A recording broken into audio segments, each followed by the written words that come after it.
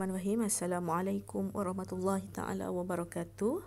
Alhamdulillahirabbil alamin wassalatu wassalamu ala asyrafil anbiya'i wal mursalin sayyidina Muhammadin wa ala alihi wasahbihi ajma'in. Bertemu kita pada pagi ini yang penuh berkah ini. Hari ini Ustazah akan menerangkan terlebih sedikit tentang sifat Allah kalam. Okey, sebelum kita pergi jauh untuk sifat kalam ini, marilah kita sama-sama membaca, renungkan sabda Nabi SAW, iaitu Man qara'a harfan min kitabillahi falahu hasanah wal hasanatu bi'ashri amthaliha la aqulu alif lam mim harfun walakin alifun harfun walamun harfun wa mimun harfun. Rawahu Tirmizi. Maksudnya, sesiapa yang membaca satu huruf daripada kitab Allah, dia akan memperolehi satu kebaikan. Satu kebaikan akan digandakan dengan 10 kali ganda. Aku tidak mengatakan alif lam mim itu satu huruf, tetapi alif satu huruf, lam satu huruf dan mim satu huruf. Masya Allah, kebaikan yang Allah berikan kepada orang yang membaca Al-Quran.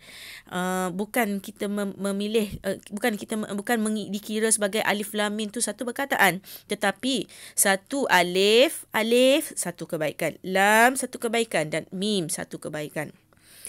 Besar ganjaran yang Allah akan berikan jika kalau kita membaca kalamullah. Okey.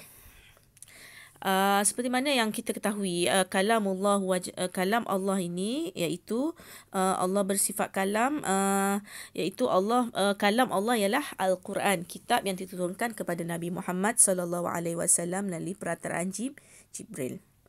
Kata-kata daripada Allah Subhanahu Wa Taala. Okey, kita pergi kepada arti kalamullah. Okey, arti kalamullah. Apa dia? Kita wajib beriman bahawa Allah itu bersifat kalam. Okey, Allah bersifat kalam. Okey, boleh merujuk buku teks surat 83 ni. Okey, apa maksud kalam? Kalam adalah bererti Allah Maha berkata-kata. Adakah Allah itu berkata-kata macam kita bercakap sekarang ni? Tidak. Kata-kata Allah itu melalui huruf-huruf yang terdapat di dalam Al-Quran yang berbentuk amaran, berbentuk perintah dan sebagainya. Bukan berkata-kata seperti yang kita bercakap sekarang ni. Okey. Kalau Allah tu berkata-kata macam kita, seolah-olah Allah itu bersifat makhluk. Okey.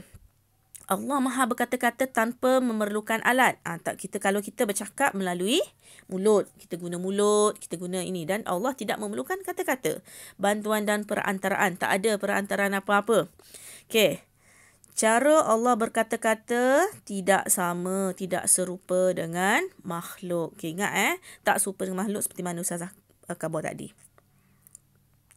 Okey, dalil nakli Allah berkata-kata ni, dalil nakli Allah Maha berkata-kata, firman Allah Subhanahu Wa Taala, auzubillahi minasyaitanir rajim, wa kallamallahu Musa taklima, suratun Nisa. Okey, ayat 164. Okey, maksudnya, dan Allah telah berkata-kata kepada Nabi Musa secara langsung, tidak ada perantaraan, tak ada perantaraan. Okey, dalil akli Allah bersifat kata-kata. Okey, jika Allah tidak boleh berkata-kata, maka berlakulah kekurangan baginya. Kekurangan sifat Allah ni sempurna. Okay, mustahil Allah itu tidak boleh berkata-kata, maka berlaku kekurangannya. Sedangkan mustahil bagi Allah bersifat kekurangan. Faham molek tu? Allah ni Maha berkata-kata. Kita jangan kata Allah berkata-kata macam kita ni. Kita tengah cakap sekarang, macam Ustazah tengah cakap sekarang ni. Allah berkata-kata tanpa peralatan, tanpa perantaraan apa? Direct. Wa kallamallahu Musa taklima. Ayat surah An-Nisa ayat 144 tadi dah jelas menunjukkan bahawa Allah bersifat kata-kata tanpa ada sebarang perkataan. Macam mana? Wallahu a'lamu bissawab. Jangan kita takwil, jangan kita mana Allah berkata tanpa ada alat, kita guna alat. Tak payah. Kita sekadar kita beriman kepada Allah Maha berkata-kata. Okey, sifat kalam Allah mengandungi suruhan, tegahan dan pemberitahuan seperti mana yang Ustazah khabar tadi, yang berupa wahyu kepada rasul-rasulnya seperti Al-Quran, Taurat, Injil dan Zabur. Ini adalah kitab-kitab yang telah diturunkan oleh Allah kepada nabi rasul-rasulnya. Sebelum Quran ni adalah kitab. Okey.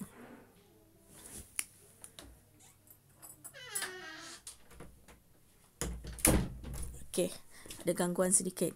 Okey, kita kembali kepada muka surat seterusnya. Okey, macam mana kita nak tahu nak mengetahui lebih lanjut tentang macam mana Nabi Musa adalah salah seorang nabi yang telah dipilih oleh Allah untuk berkata-kata, untuk bercakap dengan Allah. Okay. Assalamualaikum warahmatullahi ta'ala wabarakatuh. Nabi Musa AS, junjungan mulia, membawa risalah Islam kembar. Okay. Okay, Nabi Musa, junjungan mulia, membawa risalah Islam bergema, menentang Fir'aun bongkak derhaka, berkata-kata dengan Allah mukjizat kurnia. Okey, maksudnya dikurniakan mukjizat, boleh bercakap, berkata-kata dengan Allah secara langsung tanpa ada peralatan apa-apa. Wallahu a'lam bissawab. Macam mana? Masya-Allah, kita tak tahu. Jangan tak tahu Nabi Musa AS diutuskan oleh Allah Subhanahu Wa Taala untuk memimpin Bani Israel ke jalan yang benar. Okey. Nabi Musa AS ialah Nabi yang boleh bercakap terus dengan Allah. Dalam Al-Quran telah menceritakan melalui surah An-Nisa tadi, iaitu mukjizat Nabi Musa adalah boleh berkata-kata dengan Allah. Itu, dan juga diteguhkan dengan surah Taha. Surah ayat 11 hingga 15. Okay. Firman Allah SWT yang bermaksud, maka apabila ia sampai ke tempat api itu, kedengaran ia diseru. Okay. Okay, wahai Musa, sesungguhnya aku Tuhanmu. Bukalah kasutmu. Kerana engkau sekarang berada di lembah Tua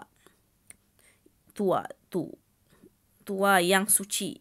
Aku telah memilihmu menjadi rasul. Itu adalah antara yang telah diceritakan dalam surah, dalam firman Allah Subhanahu Wa Taala tentang macam mana proses dia telah memberi mukjizat kepada Nabi apa? Nabi Musa. Okey, seterusnya. Okey, dengar ada lagi ni. Okey, dengarlah apa yang telah diwahyukan kepadamu. Sesungguhnya aku Allah, tiada Tuhan melainkan aku. Oleh itu sembahlah aku dan dirikanlah solat untuk mengikutiku. Maksudnya dah diperintahkan oleh Allah SWT tentang suruh solat dan juga dirikanlah solat dan menyembah Allah yang Maha Esa. Firman Allah Ta'ala lagi, sesungguhnya hari kiamat itu tetap akan datang. Okay. Firman Allah, aku sembunyikan masa datangnya supaya tiada siapa-siapa, supaya tiap-tiap diri dibalas dengan apa yang diusahakan. Keikhlasan manusia, ikut qada manusia. Kalau tak disembunyikan, orang berpusu-pusu, tengok tak ada keikhlasan dan tak ada keredaan serta pengharapan kepada Allah Subhanahu Wa Taala. Okay, kawan-kawan yang hormati Allah sekalian, begitulah mukjizat Nabi Musa AS yang datang dapat berkata-kata dengan Allah. Oleh itu kita wajib beriman bahawa Allah itu bersifat kalam, yang meyakini Allah Maha berkata-kata dan kata-kata Allah itu berbeza dengan makhluknya serta tidak perlu alat dan perantaraan. Okey, ingat bila kita beriman kepada Allah, kesan kehidupan kita banyak, iaitu mengakui kebesaran masya-Allah, subhanahu wa ta'ala, subhanallah, keagungan Allah, menjadikan Al-Quran sebagai pegangan dalam kehidupan. Bila kita beriman kepada kalam, kita mempercayai Allah bersifat berkata-kata ni, kita akan mempercayai apa yang diteritakan oleh Allah di dalam Al-Quran itu adalah kalamullah. Sebab itulah dia kata Al-Quran ialah kalam Allah yang bermukjizat.